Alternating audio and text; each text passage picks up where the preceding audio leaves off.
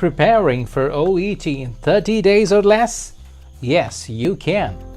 By now, you already know when your test is and where you stand in terms of your preparation. Don't worry, even if you feel anxious, that's quite normal. How much do I need to score?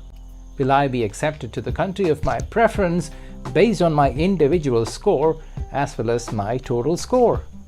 We need to do a critical self-assessment and ascertain where we are in terms of our current status, in terms of score, and what is desired.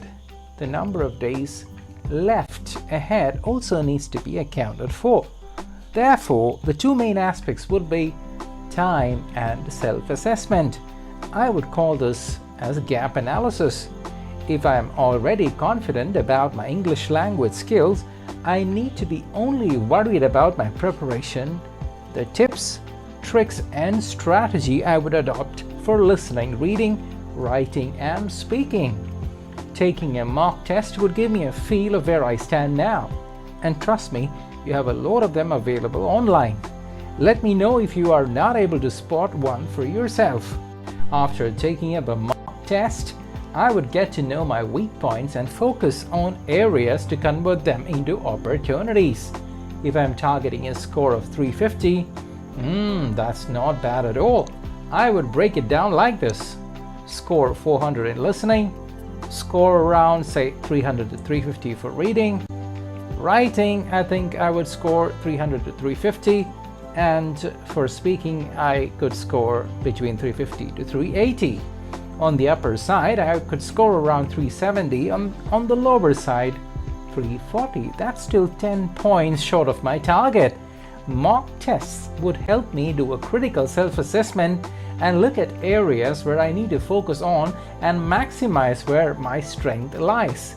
If there are specific sub-tests that I have an issue with, say, for example, listening has 3 sub-tests. Part A, we need to pick up specific information, phrases from a conversation, and because you're a healthcare professional, then medical jargons would not be new to you.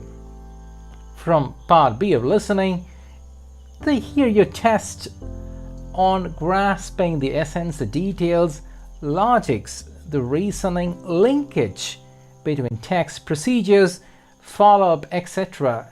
is going to be evaluated, but you have only 50 seconds or less. You might hear a single speaker or 2 speakers in a conversation. Please do not rely on videos on the internet for part B in listening because they are far from being authentic. Now comes part C in listening. Here, your ability to follow an interview or presentation is being evaluated. Of course, it's going to be a healthcare related topic. You will have multiple choice questions, MCQs, to deal with, answering questions on definition, details, opinion, suggestions, etc. For most, this part could be tough to handle. Don't worry, I'm here to help you. Let me know if you need assistance in finding podcasts or related videos to crack Part C. Like learning the lyrics of a song without much effort, I learned Ek Ladki Ko Dekha To after listening to it 7 to 8 times. I would follow the same strategy for Part C and use my free time to my advantage.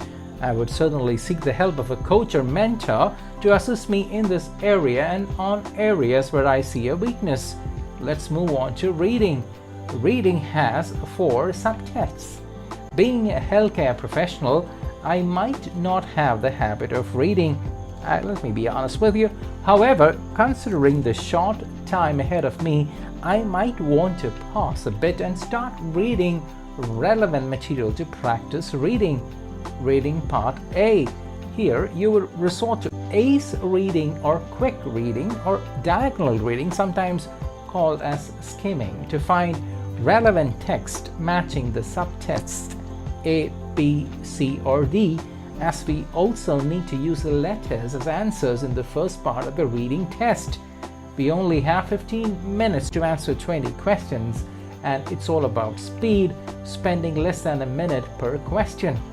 Scattered or all over the page reading is what I would practice to get a hang of highlighted words, headings, subheadings, statistical or quantitative data, and jargons related to the main topic, as well as nouns and verbs. Need assistance here? Let me know. Reading part B is easy to handle, but here you would deal with words or phrases on clinical practices, medical procedures, or activities, mostly with a verb that's indicative of the answer.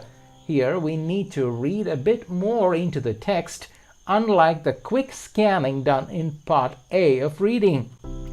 Next comes reading part C.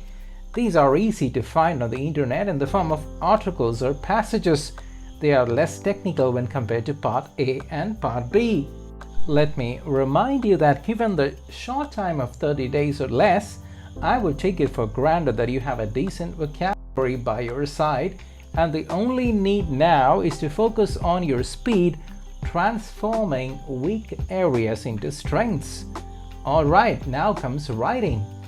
Be a doctor or a nurse, you need to draft a letter on a case. It could be a discharge summary, a transfer from emergency to the inpatient ward or unit, or to critical care unit, addressing the letter to someone who is responsible for in that department.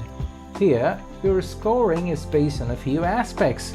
To impress the evaluator, I would incorporate case notes and ignore what is not so relevant.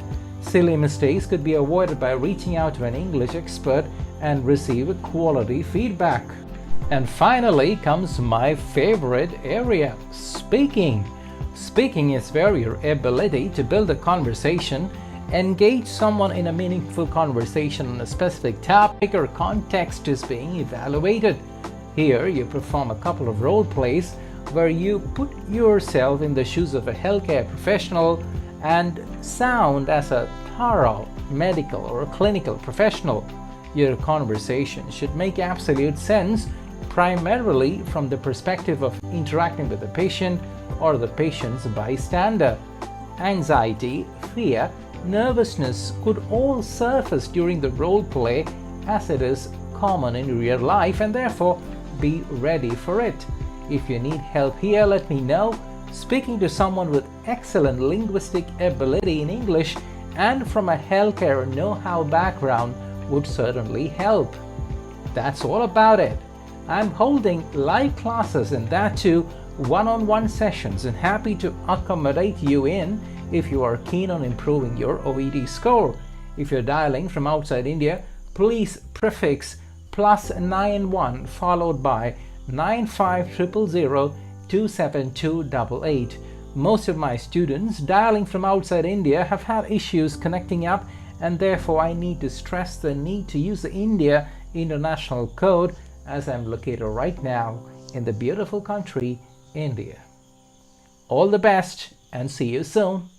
Bye-bye.